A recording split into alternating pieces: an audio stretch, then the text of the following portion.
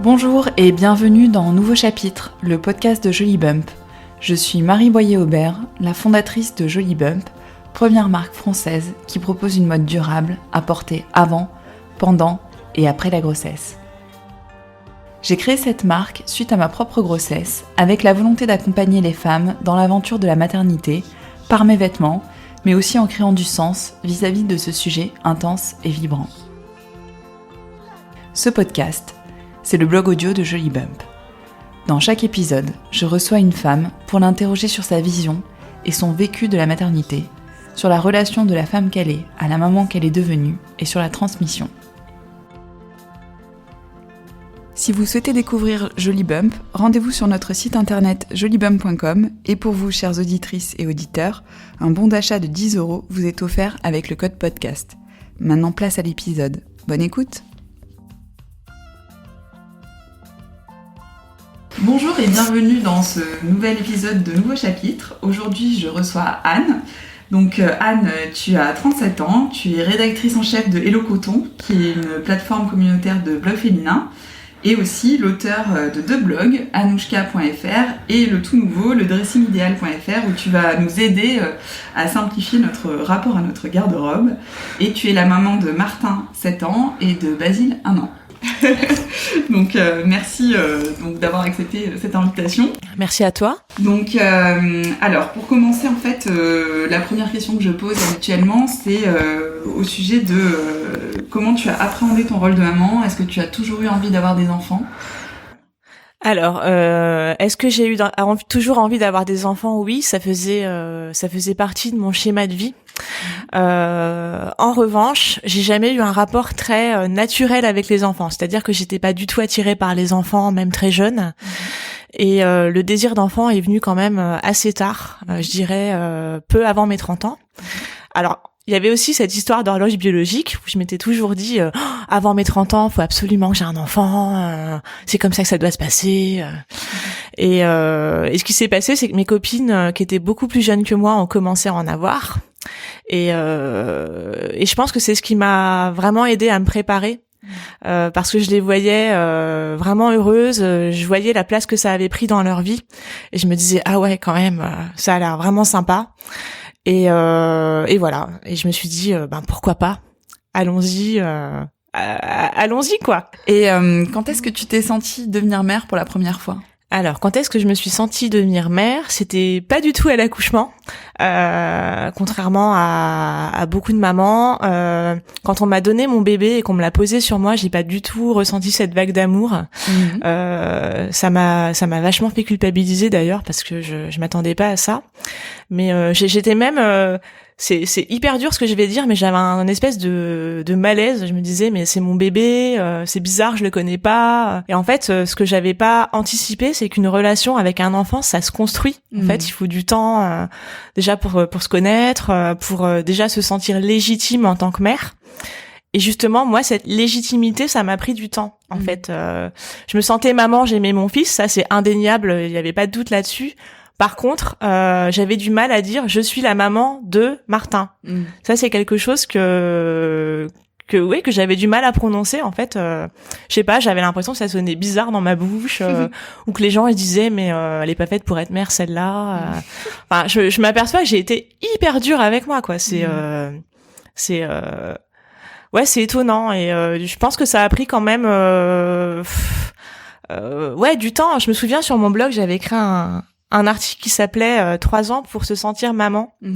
Et 3 ans ça fait beaucoup. Je pense que je me suis sentie quand même plus crédible avant, mais la vraie relation mère-fils, je pense qu'elle a vraiment pris 3 ans pour être établie quoi.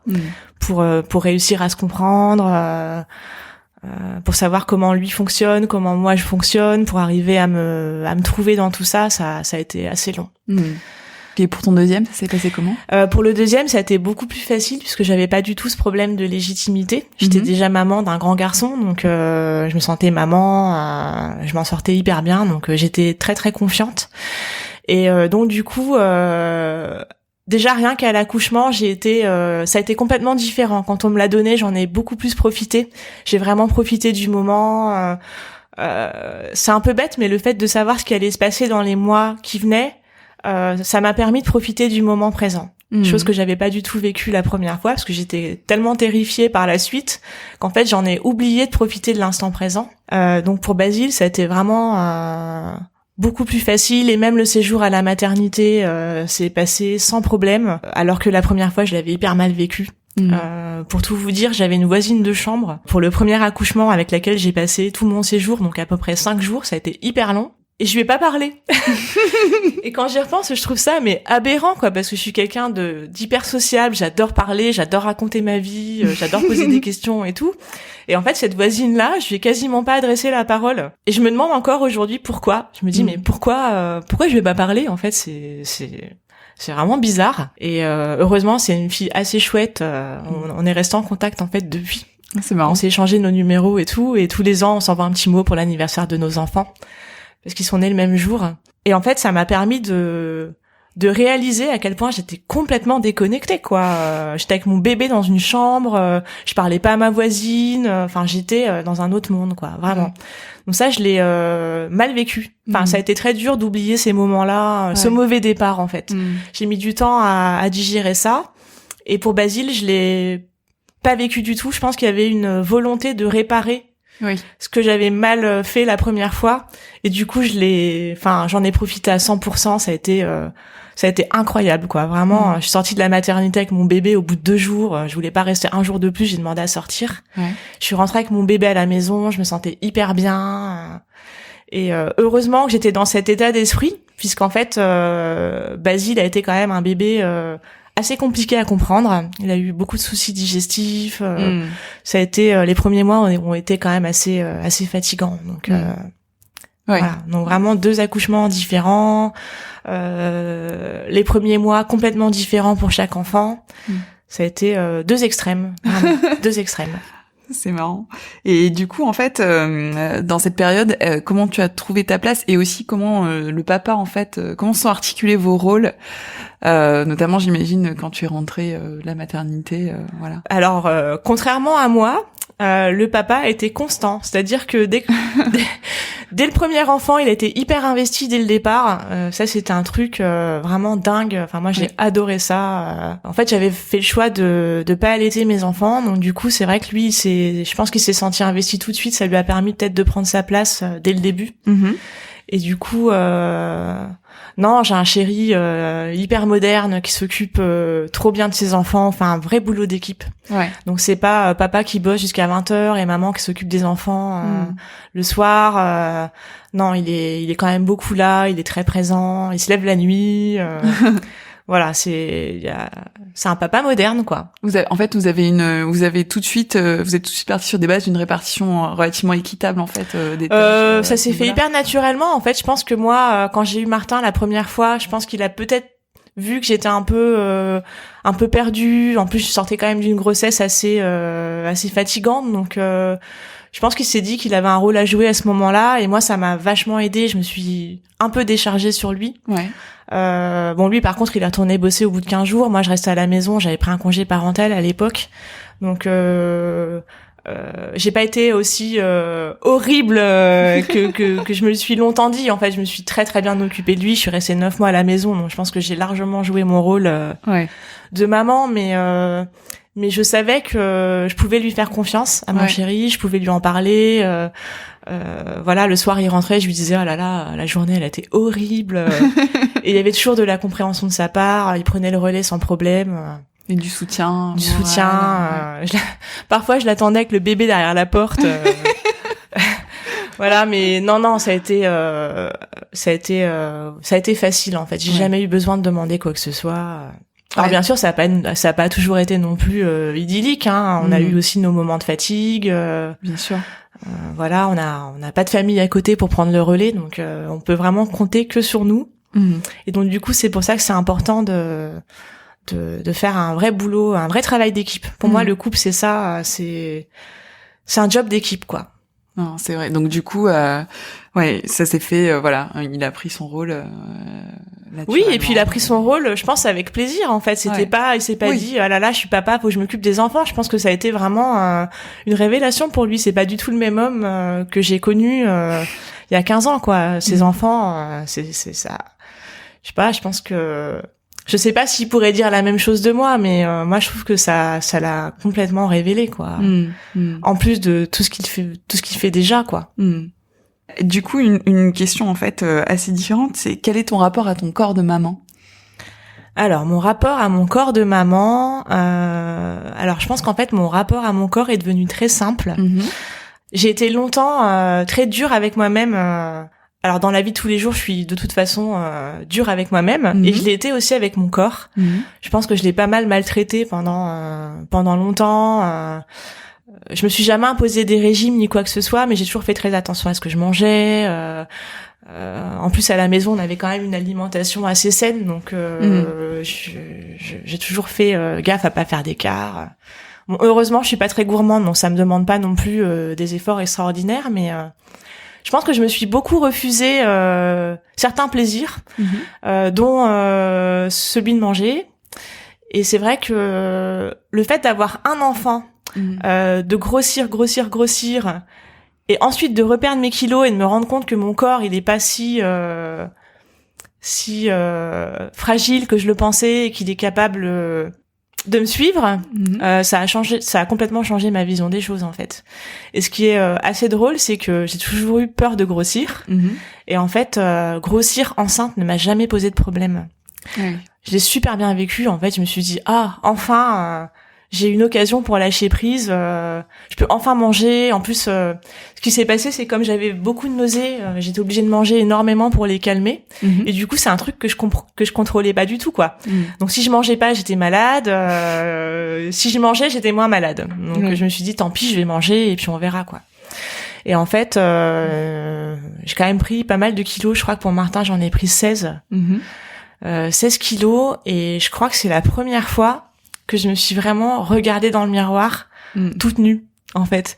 C'est un truc, c'est un peu bizarre comme ça, mais je pense que j'ai toujours eu du mal à me regarder, et le fait d'être enceinte et de voir ce corps qui change et qui porte la vie avec un ventre énorme, qui est pas mon corps habituel, en fait, ça m'a permis de le regarder et d'avoir un œil différent sur lui. Et voilà. Et ensuite, j'ai accouché, j'ai reperdu mes kilos. J'ai eu la chance de les reperdre quand même assez facilement. Donc là, j'ai eu une reconnaissance pour lui, enfin pour mon corps, extraordinaire, quoi. Je me suis dit, mais c'est quand même dingue ce qu'il est capable de faire, ce qu'il est capable de te donner, en fait. Pourquoi tu l'as maltraité comme ça alors qu'il t'a offert quelque chose de grandiose? Et du coup, les années qu'on suivi avant d'avoir Basile, je m'en suis un peu moins occupée. Enfin, je l'ai moins maltraité, en fait. Je m'en suis occupée. Tu lui as laissé la paix, quoi. Ouais, voilà, c'est ça. Je lui ai foutu la paix. J'ai laissé vivre sa vie. Voilà, et il se porte très bien comme ça. Finalement, quelque part, la maternité, de ce que tu me dis, ça a simplifié, en fait, ton rapport à ton corps, ou ça l'a modifié. En fait, je pense que je l'aime enfin. Parce que il m'a donné, pendant des années, je l'ai détesté, ce corps. Alors que, enfin, je trouve ça idiot. Il était très bien, mon corps. Je suis quand même plutôt fine, plutôt grande. Enfin, j'ai quand même pas mal d'atouts. J'ai la chance d'avoir ces atouts-là, et c'est vrai que pour moi, c'était jamais suffisant, en fait. Je me trouvais pas parfaite. Et finalement, le fait d'avoir des enfants et d'être comme je suis aujourd'hui, c'est-à-dire encore pas mal. Enfin voilà, j'ai pas trop changé par rapport à celle que j'étais il y a 10 ans. Et je me dis, mais c'est génial, quoi. T'as de la chance, en fait. Aime-le, ton corps. Et je pense que aujourd'hui, je l'aime, alors que je l'ai pas aimé pendant des années. Et je trouve ça triste. Je trouve ça triste d'avoir dû attendre d'avoir des enfants pour. Et en même temps, tant mieux. En même temps, parce que je suis encore jeune. Ouais, donc, c'est une histoire de réconciliation voilà. qui est vachement belle, en fait, au final. Ouais, finalement, c'est assez joli. Ouais, t'as raison. C'est beau, je trouve. Non, mais c'est vrai, c'est beau, finalement. Ouais. Non, c'est hyper. Ouais, c'est super intéressant. Et du coup, en fait, est-ce que la maternité a impacté ou changé ton rapport à la vie, puisqu'on était un peu finalement dans ce sujet. Alors oui, ça a changé mon rapport à la vie, mais surtout quand j'ai eu un deuxième enfant. C'est-à-dire que le premier, Alors le premier a changé un peu notre vie, forcément, parce que quand on a un enfant, on fait pas ce qu'on veut, on sort pas comme on veut, on est obligé de s'adapter quand même beaucoup à lui. Mais on arrive quand même, je trouve, à trouver un peu de temps pour soi. On peut se répartir le travail avec le chéri. Or, quand on en a deux, c'est hyper compliqué. On a toujours un enfant sous le bras. Du coup, je pense que le rapport au monde change aussi. Et moi, je sais que j'étais quand même de nature, je vais pas dire pessimiste parce que je veux pas noircir le tableau, mais j'ai tendance souvent à me plaindre pour des trucs un peu inutiles. J'ai un peu tendance à parfois procrastiner parce que comme je suis perfectionniste, j'aime bien prendre le temps de faire certaines choses. Et en fait, avec 2 enfants, le temps est quand même très compté. Donc, il faut aller vite. Il faut pas réfléchir trop. Et du coup, ce qui est génial, c'est que ça t'évite de te lamenter sur ton sort, quoi. T'as 2 enfants, faut que t'avances. Ton temps, il est chronométré toute la journée.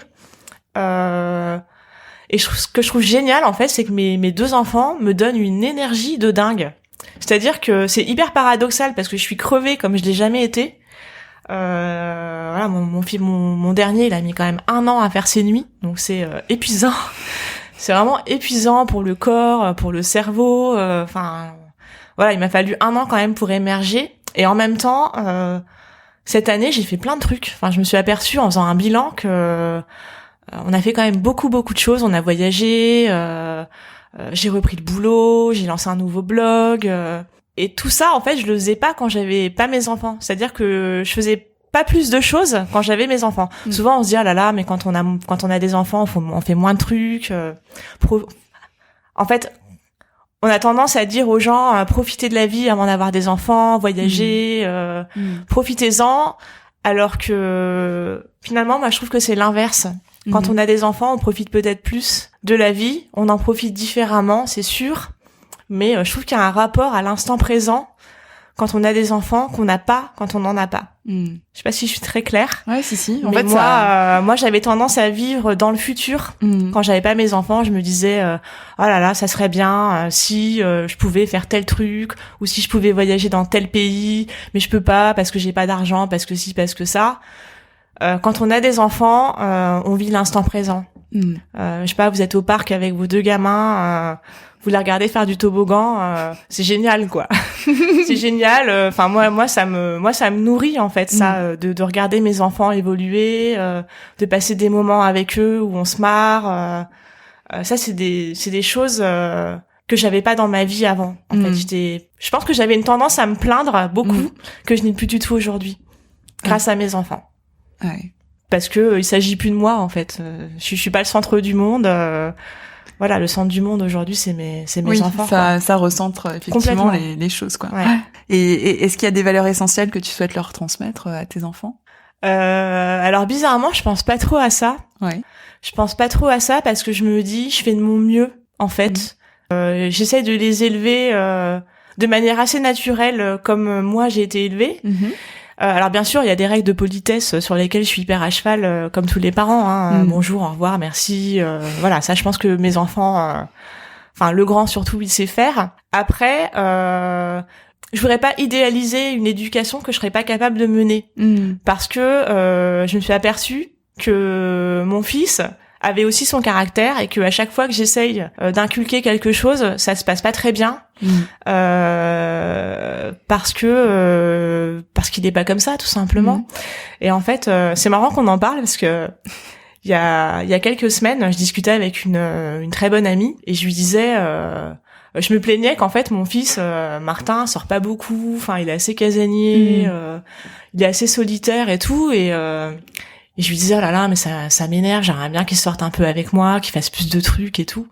Et elle me dit mais en fait ton fils il te ressemble, enfin ce que tu me décris là c'est un peu ton caractère à toi, donc pourquoi tu le laisses pas, enfin laisse-le vivre, en fait, c'est son caractère, pourquoi tu veux le changer? Et du coup, ça a été un électrochoc. Je me suis dit, ah ouais, en fait, mon fils, c'est vrai qu'il me ressemble beaucoup. Du coup, je me pose pas la question, en fait, de savoir ce que je veux lui transmettre. Je me dis, ça va se faire naturellement. Je pense que les gamins, c'est quand même des éponges, hein. Ils vivent avec toi toute la journée. Donc, si toi, dans ta vie de tous les jours, t'es poli, gentil, bienveillant avec toi-même, bienveillant avec les autres, que tu t'imposes une certaine discipline, y a pas de raison que ça marche pas, quoi. Ouais. Je sais pas, en fait, je peux pas me mettre une pression supplémentaire à ce niveau-là, quoi. Ouais, bien sûr. Et... Après, peut-être que c'est plus facile pour moi parce que j'ai des garçons. Je sais pas, je me suis pas trop posé la question. Je sais que j'ai des copines qui ont des filles et du coup, il y a un rapport qui est quand même différent. Où là, je pense qu'elles ressentent une vraie pression à élever leurs filles de manière à ce qu'elles s'émancipent plus facilement, à ce qu'elles soient beaucoup plus libres. Peut-être que c'est différent. Ouais. Peut-être que c'est différent et moi je m'aperçois que j'ai aussi un rôle à jouer dans le fait d'être la maman de 2 garçons, c'est que j'essaie de leur apprendre que même s'ils sont différents, les filles et les garçons, c'est un peu bête de faire des stéréotypes. En fait, j'essaie d'apprendre à mon aîné que même s'ils sont de sexes différents, c'est pas pour ça qu'il peut pas jouer avec les filles dans la cour d'école, c'est pas pour ça qu'ils peuvent pas faire les mêmes choses.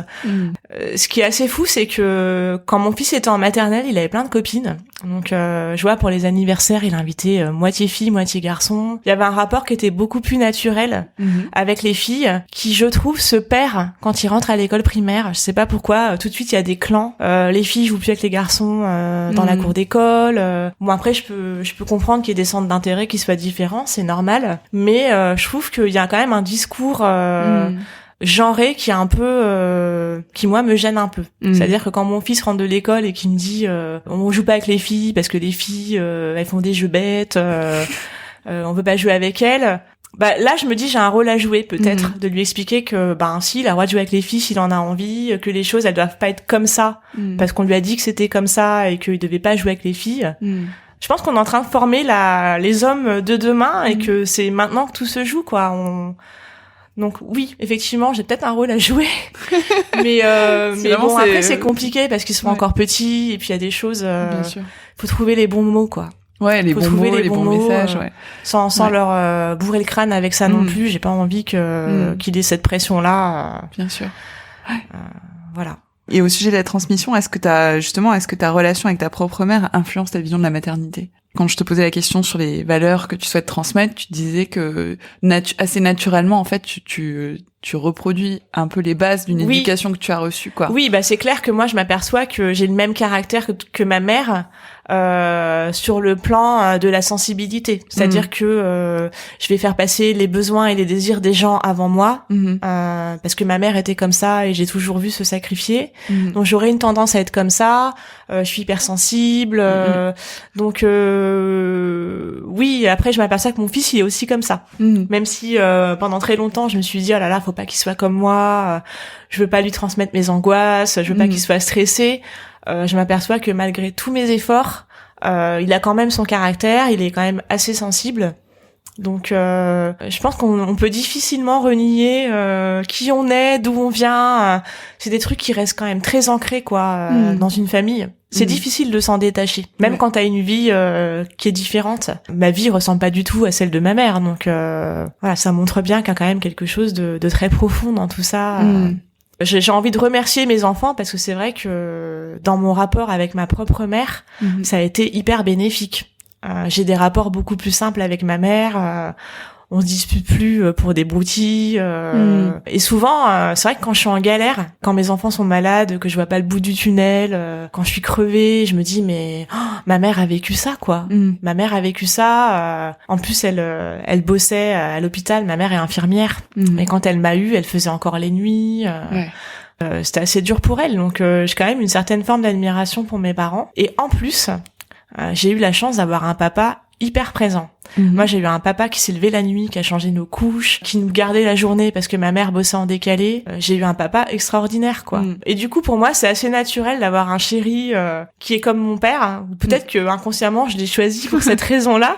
Je sais pas. Je pense qu'il y a beaucoup de choses qui sont très inconscientes et qu'on maîtrise pas et qui se font de manière très naturelle. Je pense qu'au fond de moi, j'ai peut-être choisi mon amoureux un peu pour ces raisons-là, en fait. Parce que j'ai vu une certaine ressemblance.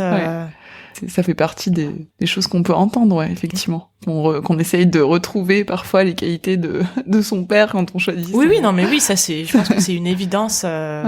qu'on nie souvent, mais il y a quand même des choses très très fortes en psychologie qu'on peut pas du tout maîtriser, et c'est ce que je trouve passionnant en fait. C'est que quand on se pose pour y réfléchir, chose qu'on fait rarement, mais, par exemple à l'occasion d'un podcast, je trouve que vraiment on peut mettre le doigt sur des petits trucs qui sont vraiment très profonds et qui sont hyper révélateurs. Ouais.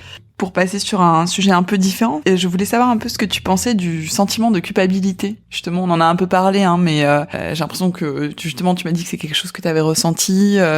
Est-ce que tu le ressens toujours, et comment tu fais en fait par rapport à ça? Qu'est-ce que t'en penses? Alors, le sentiment de culpabilité, je l'ai énormément ressenti pour mon premier bébé. Déjà, je culpabilisais d'être déprimée enceinte, donc ça a été difficile. Ensuite, j'ai culpabilisé de pas me sentir maman, vraiment. Enfin, j'étais pas dans cette espèce de bonheur de jeune maman. Donc ça, pour moi, ça a encore été une épreuve. Et même quand il a grandi, en fait, je m'apercevais que je faisais peut-être moins de choses que mes copines, dont les gamins avaient des agendas de ministres. Franchement, je sais pas si c'est comme ça partout, mais alors à Paris, les enfants, ils font piano, anglais, danse, informatique. Enfin, ils ont des plannings hyper remplis, encore plus remplis que les nôtres. Et c'était pas le cas de mon fils. Et je me disais, mais en fait, je m'investis pas trop. Enfin, j'avais ce sentiment de jamais faire assez, en fait. Donc ça a été, j'ai mis du temps à m'en défaire. Là, c'est plus facile parce qu'il est plus grand, donc il exprime aussi ce qu'il a envie de faire. On en parle. S'il a envie de faire du sport, on en discute, on l'inscrit au sport. Chose qu'un enfant de 3 ans peut difficilement faire. Donc quelque part, je regrette pas mon choix de l'avoir peut-être laissé un peu libre pendant quelques années. Et comme ça, au moins, je sais que quand il m'a dit je vais faire de l'informatique, c'était un vrai choix de sa part. Du coup, ça m'a aidé peut-être aussi à me dire qu'il faut pas toujours devancer les besoins de ses enfants. Je crois qu'on vit une époque où on a peut-être envie de transmettre trop de choses à nos enfants. Nos enfants savent plus s'ennuyer aujourd'hui. Je sais pas si t'as remarqué, Marie, mais moi, Martin, quand il a rien à faire pendant un quart d'heure, c'est l'horreur, quoi. Il vient me voir et qu'est-ce que je peux faire? Je m'ennuie. Moi, j'ai pas le souvenir d'être allée voir mes parents en leur disant je m'ennuie. Ça m'est jamais arrivé. Alors après, c'est vrai qu'on avait un jardin, on était beaucoup plus libre, on pouvait sortir plus facilement et tout, mais du coup, voilà, je me suis un peu défait de cette culpabilité d'offrir un cadre de vie génial à mes enfants, parce que je pense que les choses, elles se font quand même de manière assez naturelle, et je vois mon grand, il est super épanoui, il a quand même une vie assez privilégiée, donc voilà, il y a ça aussi, on a cette chance de vivre dans un cadre quand même agréable, dans un quartier sympa. Je pense qu'on se met la barre super haut pour pas grand chose, quoi. Je pense que nos gamins, ils sont très heureux du moment qu'ils sont avec nous et qu'on s'en occupe. Ouais. Et du coup, pour le deuxième, je culpabilise pas du tout. En fait, je culpabilise pas. En plus, la première année avec lui, elle a quand même été compliquée parce qu'il avait un reflux. Donc, je pense que les parents qui ont des bébés qui ont des reflux vont très bien savoir de quoi je parle. Mais c'est des bébés qui dorment pas beaucoup. Il faut être hyper dispo. Il faut les porter tout le temps. Donc, je me suis dit, je fais de mon mieux.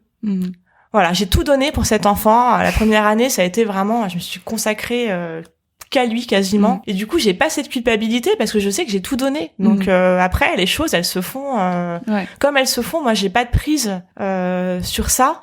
Et voilà. Après, la culpabilité, elle peut être là parfois quand j'ai pas la réaction que j'aimerais avoir. Surtout avec le grand, quand j'arrive pas à gérer ses émotions, quand je trouve pas les bons mots pour le consoler.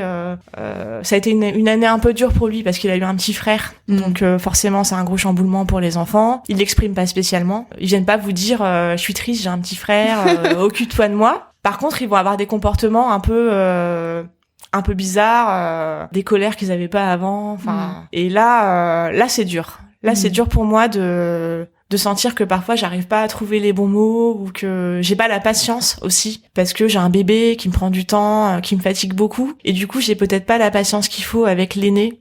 Et ça, c'est vachement dur. En ce moment, j'essaie vraiment de travailler là-dessus pour passer un peu de temps avec l'aîné, juste lui et moi, qu'on fasse des choses un peu sympas. Donc là, les mercredis, je vais essayer de bloquer des créneaux pour l'emmener au cinéma, pour faire des trucs juste avec lui, quoi. Chose que j'ai pas forcément fait avant, pour plein de raisons, et je le regrette, je le regrette. Après, je pense qu'on peut pas être parfaite. Oui. Peut pas, voilà. C'est difficile sur tous les fronts en même temps, quoi. C'est sûr. Donc là, ouais, gérer 2 enfants d'âge quand même différents, parce qu'ils ont quand même 6 ans d'écart, les miens. C'est du jonglage permanent et ça peut créer quand même des tensions. Sentiment, ça peut créer un sentiment de culpabilité, de pas pouvoir donner le même temps à chacun. Ouais, c'est dur. C'est sûr. Et par rapport à la culpabilité, justement, en fait, il y a aussi la problématique de l'influence, en fait, parce que du coup, comme on en parlait, tu es une maman influente sur les réseaux sociaux, et du coup, je voulais savoir, voilà, comment tu vivais cette influence, et voilà, quelle perception tu en as. Alors l'influence, je l'avais pas vraiment mesurée avant d'avoir un deuxième bébé. En fait, ça a été vraiment ma grossesse. Je pense que ma deuxième grossesse m'a peut-être amené des nouvelles lectrices et du coup ça a permis de faire grossir un peu l'audience. Mais l'audience, l'influence, je l'ai vraiment mesurée quand j'ai commencé à parler du reflux de Basile, qui pour moi était un petit truc un peu anodin en fait. C'était hyper dur quand j'avais la tête dedans, mais c'était pas quelque chose d'exceptionnel. Un bébé qui a un reflux, il y a plein de bébés qui ont des reflux. Et quand j'ai commencé à en parler, j'ai reçu des centaines de messages, des mamans qui me demandaient des conseils, des mamans qui me racontaient leurs galères au quotidien, des mamans qui me disaient mais j'en peux plus, je dors plus, j'ai changé 3 fois de lait, ça marche pas. Et là je me suis dit ah ouais quand même, il s'est passé un truc quoi. J'en ai parlé, j'ai reçu des retours. Là j'ai compris qu'en fait chaque mot que je pouvais avoir une influence sur les mamans. Moi mon blog il a jamais été sur une thématique précise, j'ai jamais parlé que de mode ou que de beauté, c'est un blog ce qu'on appelle lifestyle, mais lifestyle ça veut dire plein de choses. Et finalement je pense que c'est la maternité qui me définit le mieux sur ce blog. Même encore aujourd'hui, je reçois encore des commentaires sur des articles que j'ai écrits il y a 7 ans. Quand je parlais des nausées de grossesse pour mon premier bébé. La maternité, c'est un sujet qui passionne, qui touche plein de femmes. Enfin, en tout cas, les mamans qui se sentent concernées. Et pour moi, il y a encore plein de choses à dire. C'est-à-dire que je trouve qu'il y a trop de tabous. Quand j'ai parlé de la déprime de grossesse sur mon blog, ça a été assez dur. Déjà, il m'a fallu 7 ans pour en parler. Il m'a fallu attendre la deuxième grossesse pour pouvoir évoquer le sujet. Et ce qui est fou, c'est que même ma famille n'était pas au courant. En fait, j'en avais jamais parlé à qui que ce soit. Et le fait de poser des mots sur mon blog et de pouvoir rendre ça public, ça a eu un impact mais incroyable et ça m'a complètement déchargée de cette culpabilité que j'avais. Ça a été une thérapie énorme et hyper efficace. Et d'ailleurs je remercie toutes les lectrices qui ont été super bienveillantes. J'ai jamais reçu un message désagréable suite à ce billet sur la déprime de grossesse, jamais. Et t'as peut-être constaté aussi qu'il y avait d'autres personnes qui avaient vécu ça. Il y a plein, fait, il y a plein de femmes qui vivent ça et qui savent pas en parler. En fait, qui osent pas le dire tout simplement parce que c'est inaudible en fait. Une femme enceinte qui dit, c'est vrai que c'est bizarre en fait quand tu vois une femme avec un gros ventre qui te dit oh là là, je suis enceinte, je suis complètement déprimée, ça va pas du tout. C'est étrange quand même, c'est pas ce que t'attends d'une femme enceinte. Donc il y a un gros tabou quand même autour de la grossesse qui commence quand même, je trouve, à se libérer un peu. Mais voilà, à l'époque, moi il y a 7 ans, on n'en parlait pas du tout. Je m'étais un peu confiée à ma mère parce que ma mère je peux lui dire ce que je veux, évidemment, c'est ma maman, mais je sentais que j'avais pas d'oreille attentive en dehors de ma mère quoi. C'était pas audible pour personne. Ou alors les gens ils se disent bon elle est enceinte, c'est ses hormones. Ah, ça c'est l'excuse, les hormones. Donc oui elle est déprimée, c'est normal, c'est les hormones. Mais non il y a pas que ça peut être beaucoup plus profond quoi. Et voilà, et j'avais même expliqué que j'étais allée voir un psychologue pendant ma grossesse.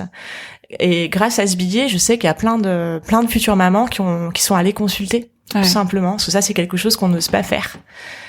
Et c'est rien en fait d'aller voir un psychologue quand on est enceinte pour dire qu'on n'est pas hyper épanoui. C'est pas grave, c'est pas ça qui va déterminer votre rôle de maman par la suite. C'est juste qu'à un moment vous avez besoin d'avoir un peu d'aide et c'est le moment de la prendre en fait. Voilà, c'est le moment d'aller la chercher quoi. Du coup, en fait, ce qui est intéressant, c'est que j'ai l'impression que tu dis finalement, donc cette relation en fait que t'as avec tes lectrices, donc ce qu'on peut qualifier d'influence, cette influence en fait, de blogueuse et donc sur les réseaux sociaux, toi tu le vis plutôt comme un partage en fait. Finalement, ça t'aide toi aussi à. Ah mais complètement. Mais en fait, moi, si j'avais pas eu mon blog, déjà j'aurais pas eu tous ces échanges. Et moi, ces échanges-là m'ont vraiment nourri, quoi. C'est ça qui m'inspire, en fait. Bizarrement, je lis pas de livres, je lis pas de magazines sur la maternité, ça m'intéresse pas. En fait, je trouve que c'est des conseils qui sont hyper pratiques, qui sont pas du tout adaptés à tous les profils de maman. En fait, il y a autant de mamans qu'il y a de personnes. Et du coup, moi, ça me fait peur, en fait, de lire des conseils. Je me dis, oh là là, mais si je les applique pas, ça veut dire que je suis pas une bonne mère. Donc, du coup, on en revient. Ouais, voilà. Du coup, j'essaie vraiment de me détacher complètement de ça. Et justement, moi, ce qui me nourrit, c'est d'échanger avec les mamans. En fait, j'ai aucun tabou là-dessus. Et si j'avais pas eu mon blog, j'aurais pas trouvé d'oreille, en fait. J'aurais peut-être pas su à qui en parler. Alors, bien sûr, j'en parle à mon chéri et tout, mais c'est une personne, et puis évidemment il va me dire mais non, t'es génial, tout va bien. Forcément, mais c'est peut-être pas ça que j'ai envie d'entendre tout le temps, et puis ça permet aussi d'aller plus loin, d'avoir des échanges peut-être un peu plus profonds, plus intéressants, et ouais, non, moi vraiment mon blog je le fais vraiment dans un but de recevoir en échange. Enfin c'est évidemment je donne mais en fait quand j'écris un article très perso, en fait, je me dis pas il va avoir un impact. Je l'écris parce que j'ai envie de l'écrire et parce que ça sort de loin, en fait. Ça te fait du bien. Ça me fait du bien de l'écrire parce que je ressens quelque chose d'assez fort à ce moment-là, et je l'écris. Et c'est pour ça que mon blog, il est pas toujours alimenté, parce que quand je ressens pas d'émotion particulière, j'ai pas ce besoin d'écrire. Donc, sachez-le, que s'il y a pas de billets sur Anouchka en ce moment, c'est que voilà, c'est assez calme sur le plan émotionnel. C'est pas plus mal, c'est assez reposant. Donc voilà. D'accord. Et est-ce que la maternité a eu un impact sur ta vie professionnelle ? Alors oui, dans la mesure où au quotidien, ça a changé le quotidien pour mon chéri et moi, parce que on a moins de temps, donc forcément tout est chronométré. Donc il y a une difficulté supplémentaire dès le matin, en fait, il faut se lever très tôt, faut déposer les enfants à l'école, voilà, donc ça veut dire qu'il faut être productif sur un temps beaucoup plus court qu'avant, parce que le soir on regarde notre montre, on sait que voilà, à telle heure il faut qu'on rentre pour s'occuper des enfants. Donc ça a changé au niveau pratique. Par contre, moi dans mon esprit, il a jamais été question d'arrêter de travailler ou de reléguer mon boulot au second plan parce que j'avais des enfants.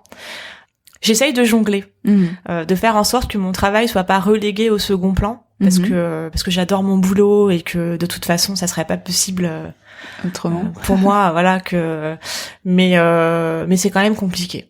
C'est compliqué de faire de la place pour les deux, quoi.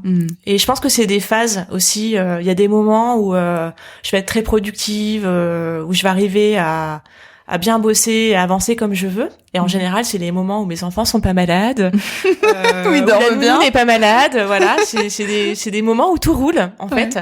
Et dès qu'il y a un petit grain de sable qui vient enrouer la machine, là, forcément, c'est plus compliqué. Et donc, ça demande de l'énergie en plus pour s'organiser.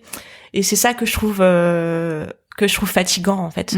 C'est qu'il faut aller chercher des ressources supplémentaires pour pouvoir bien travailler. Quand on a des enfants, c'est ça.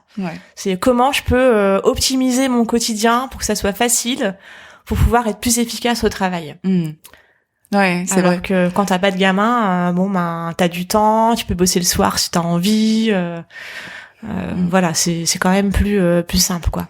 Mais c'est assez vrai ce que je dis, en fait, sur l'équilibre vie pro, vie perso. Enfin, on dit souvent que c'est un équilibre qui est déjà propre à chacune et qui est difficile à atteindre, mais qui est assez, je trouve assez complexe, parce que si à un moment, en fait, donné, tu as réussi à trouver un équilibre et tu ressens une sorte de plénitude pendant un petit laps de temps, il suffit effectivement que c'est le coup du grain de sable, quoi. C'est vrai que ça, c'est quelque chose. Les grains de sable, ils arrivent quand même assez souvent. Donc, non, mais après, c'est vrai que, du coup, je trouve que, pour en revenir à ce qu'on se disait tout à l'heure, je trouve que ça donne une énergie folle, quoi. Parce que moi, je sais que, quand tout va bien à la maison, que mes enfants sont pas malades, que la crèche m'appelle pas, je suis hyper productive, et en fait, j'en fais beaucoup plus que si j'avais pas eu d'enfants et que j'avais eu plus de temps, en fait. Je suis beaucoup plus efficace qu'avant. Ouais. Ça, c'est quelque chose que j'ai appris à faire. Avant, j'étais un peu plus lente. Il me fallait beaucoup de temps pour m'y mettre. Enfin, je suis quelqu'un qui réfléchit beaucoup. Je suis assez perfectionniste. Donc, avant de me lancer, j'aime bien être sûre que tout soit calé et tout. Et là, maintenant, c'est l'inverse, en fait. C'est je me lance, je fais le truc, et après, j'ajuste. Ouais. En fait, ma méthode de travail a complètement changé. C'est intéressant, ouais. Ouais. Et parce que j'ai moins de temps et que du coup, il faut travailler plus vite. Ça a été très dur pour moi. Parce que travailler vite, ça veut dire peut-être travailler moins bien. Et quand t'es hyper perfectionniste, c'est compliqué, quoi. Et en fait, je me suis aperçue que ça se passe quand même super bien, quoi. Ouais. Parce que mes exigences à moi, elles étaient peut-être pas utiles, en fait. Mon boulot, il est toujours aussi bien fait. Il convient parfaitement à tout le monde. Donc voilà, je pense que...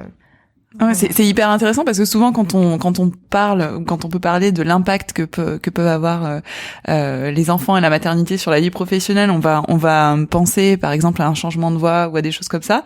Mais ce que tu dis, c'est vachement intéressant. On peut ne pas changer de voix, mais par contre, c'est repenser sa façon de travailler, quoi. C'est un changement simplement de façon de travailler et c'est déjà moi, une révolution, c'est fait quoi. là-dessus. Ouais, parce que c'est vrai que j'aime bien mon boulot, donc j'ai pas eu envie de changer. Tout à fait. Voilà, j'ai pas eu envie de me réorienter et tout. J'ai la chance, vraiment, c'est une énorme chance d'avoir un job qui me plaît, d'avoir eu la chance de poser un congé parental pour mes 2 enfants. Ouais. Ça, j'en ai conscience, c'est une chance extraordinaire. Mais j'étais contente de retourner bosser aussi.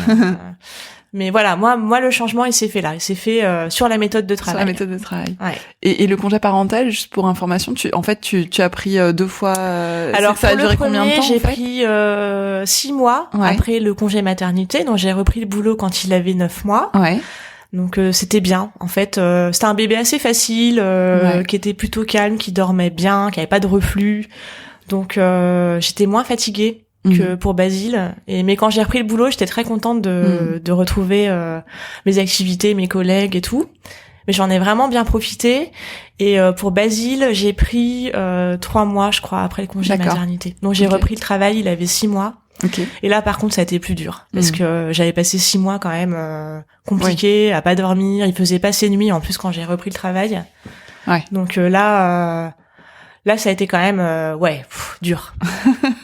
Là, je pense que j'aurais eu besoin peut-être d'en parler ou d'avoir peut-être un relais ou une aide à la maison. Enfin, on en a un peu bavé quand même parce qu'il a fait ses nuits au bout d'1 an. Donc pendant 6 mois, il a continué à pas dormir. Donc j'étais réveillée 4-5 fois par nuit. Fallait que j'aille au boulot. Ça a été quand même. Là, j'ai pas mal culpabilisé quand même. Là, j'ai eu le sentiment vraiment de patauger complètement. Je me suis dit waouh, c'est ça avoir 2 enfants, c'est patauger comme ça tous les jours. J'ai franchement à un moment j'ai eu peur, je me suis dit je vais pas m'en sortir quoi. Si ça continue comme ça, on va pas y arriver quoi. Et non, en fait, c'est des phases et c'est ça que peut-être que j'aurais aimé qu'on me dise, c'est t'inquiète pas, c'est une phase. Ton bébé il est petit, c'est normal, ça va passer, il va dormir, tu vas récupérer et après ça ira mieux quoi. Mais c'est vrai que c'est compliqué de faire comprendre ça au travail. Tout le monde a sa vie, tout le monde a des enfants. Quand vous arrivez au boulot, on demande pas dans quelle attend... phase. Voilà, c'est ça. On vous demande pas si vous avez bien dormi la nuit. Faut assurer tout de suite, quoi. Donc là, ça a été dur, vraiment, parce que j'avais pas du tout ressenti la première fois, parce que j'étais quand même beaucoup plus en forme. Et du coup, est-ce que tu arrives à trouver du temps pour toi là, dans toute cette organisation Difficilement. Alors en fait, ce qu'il faut faire, ce que j'ai pas fait pendant très longtemps, mais ce qu'il faut faire, c'est se bloquer un créneau hebdomadaire et dire voilà, samedi ou dimanche ou n'importe quand, de telle heure à telle heure, je suis pas là. Vous m'oubliez et vous le faites sans culpabiliser. Ça a été mon gros problème en fait. Pendant très longtemps, je me suis dit ah non, mais je peux pas les laisser tout seuls. Pour prendre du temps pour moi, en fait, ça me semblait, je sais pas, j'avais l'impression de pas avoir le droit de le faire. Et en fait, je me suis aperçue qu'en prenant ce temps pour moi, pour faire du sport, notamment, moi, je fais un peu de sport, je me suis sentie, mais 10 fois mieux. Et du coup, je suis beaucoup plus zen au quotidien, je me sens moins fatiguée, je me sens un peu plus d'attaque, quoi. Et donc, du coup, c'est bénéfique pour tout le monde, de prendre ce temps.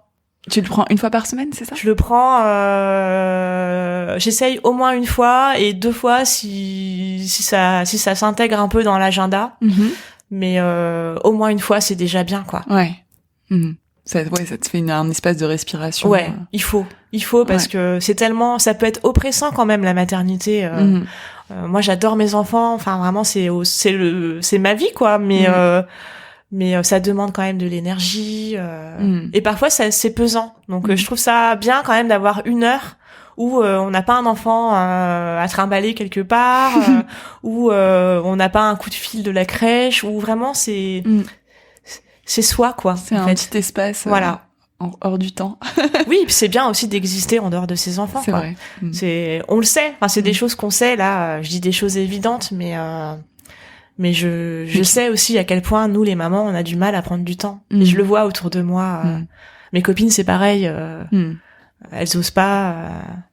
C'est toujours plus culpabilisant. Enfin, quand t'es maman, c'est difficile de dire bon, allez, j'abandonne tout le monde pour aller faire ma gym. Enfin, tu vois, quand même, dans ta tête, il se passe un truc. Tu te dis ah bah c'est pas sympa, quoi. C'est hyper égoïste. Alors que non, c'est 1 heure par semaine et tout le monde sera content. Mais c'est dur quand même de se l'autoriser. Moi, ça m'a pris du temps. Ça m'a pris 7 ans. Donc mais maintenant, tu ne reviendrais pas en arrière. Ah non, maintenant, je reviendrai pas en arrière. Je pense que le deuxième enfant, ça a été vraiment le déclic. Pour moi, ça a changé beaucoup de choses, en fait. De plus avoir de temps, ça m'a obligée à en prendre, justement. C'était vraiment vital. C'est assez beau ce que tu dis. Ne plus avoir du temps, ça m'a imposé à en prendre, mais c'est vrai. Et alors, du coup, t'en as un petit peu parlé, mais pour finir cette interview, est-ce qu'il y a des choses que t'aurais aimé qu'on te dise avant de devenir maman, qu'on te prévienne en fait, voilà, des conseils. Que c'est pas toujours que du bonheur, que oui, c'est un bonheur incroyable. Enfin, moi, j'ai jamais été aussi heureuse que depuis que j'ai mon deuxième. Enfin, le fait d'en avoir 2, ça a été. En fait, je trouve que ma vie est devenue assez bordélique. Ça a été très dur pour moi parce que je suis très maniaque, j'aime bien quand c'est carré, et en fait maintenant c'est le bordel chez moi les 3/4 du temps, ça crie tout le temps, enfin j'ai du mal à m'organiser, j'ai du mal à, enfin voilà, j'ai dû beaucoup prendre sur moi, et en même temps je trouve qu'il y a quelque chose de très festif, de super joyeux dans tout ça, qui moi me rend heureuse en fait, d'avoir dû lâcher prise, ça m'a rendue heureuse. Et j'aurais aimé qu'on me dise tu vas passer par des moments compliqués, mais tu verras, c'est un joyeux bordel en fait. et voilà, et c'est vrai que j'aurais aimé qu'on me dise que le deuxième était plus dur que le premier aussi. Parce qu'en général, on vous dit oui, alors le premier ça va changer ta vie, tu feras plus grasse mat, tu feras plus ci, tu feras plus ça. Le deuxième, même si ton rythme il est quand même déjà établi, que t'es habitué à te lever tôt, que t'es habitué à faire beaucoup de choses pour ton enfant, le deuxième il vient vraiment grignoter le peu d'espace, temps et de liberté que t'avais. Donc ça peut être très dur à vivre. Enfin, pour moi, ça a été compliqué. Peut-être que pour d'autres, ça l'est pas. Moi, j'ai des copines qui sont hyper zen. Elles ont 4 enfants, ça se passe super bien. Elles ont pas ce sentiment d'oppression que moi j'ai pu avoir. Et ça, j'aurais aimé qu'on me le dise en fait. Surtout qu'en plus, j'avais déjà un enfant, donc je sais ce que c'est que d'être maman. Quand on dit à une femme enceinte qui a jamais eu d'enfant, tu verras, ça sera dur, etc. Tant qu'elle l'a pas vécu, elle peut pas le comprendre. Mais quand on en a déjà un, c'est bien aussi peut-être de pouvoir se projeter. Je trouve que le passage de 1 à 2 enfants est quand même waouh. Il paraît que passer de 2 à 3 c'est plus simple, donc ouais, c'est ce que j'ai entendu aussi. Ouais. Bon bah écoute, il faudra tester. Après ça m'aurait pas empêché de le faire, hein. J'aurais quand même je suis ravie d'en avoir 2, mais ouais, je pense que j'étais peut-être pas aussi préparée. Je pensais que ça allait être plus simple en fait, comme je l'avais déjà vécu une fois. Et en fait, j'ai eu un bébé qui était beaucoup moins facile que le premier. Donc moi, j'avais encore ce souvenir du bébé qui fait la sieste, qui mange bien. Et en fait, ça n'a pas du tout été le cas. Donc ça m'a un peu poussée dans mes retranchements. Et du coup, ça a été à la fois génial parce que j'ai vécu cette maternité puissance 10 en fait. C'est-à-dire que les difficultés que j'avais pas eues pour Martin, je les ai connues avec Basile. Mais du coup, ça m'a permis de découvrir vraiment ce que c'était que la maternité, avec aussi ses contraintes, ce que j'avais pas eu la première fois. J'ai eu un bébé qui pleurait, je savais pas pourquoi.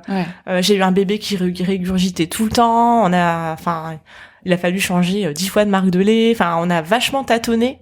Donc ça a été un espèce de challenge qui a été génial à vivre en fait. Ça a été fatigant, mais ça a été super. Enfin, ça a été une deuxième découverte. En fait, j'ai eu l'impression d'avoir tout fait, tout découvert une deuxième fois. Une deuxième première grossesse, un deuxième premier bébé. Voilà. Peut-être parce qu'ils ont beaucoup d'écart d'âge, je sais pas. Et aussi peut-être parce qu'ils sont, comme tu disais, en fait, finalement assez hyper différents. Très différents. Quoi. Ouais, peut-être. Ouais. D'accord. Bah écoute, en tout cas, merci beaucoup Anne pour cet échange. C'était super intéressant.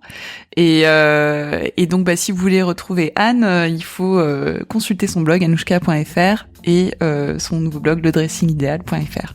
Voilà. Merci beaucoup.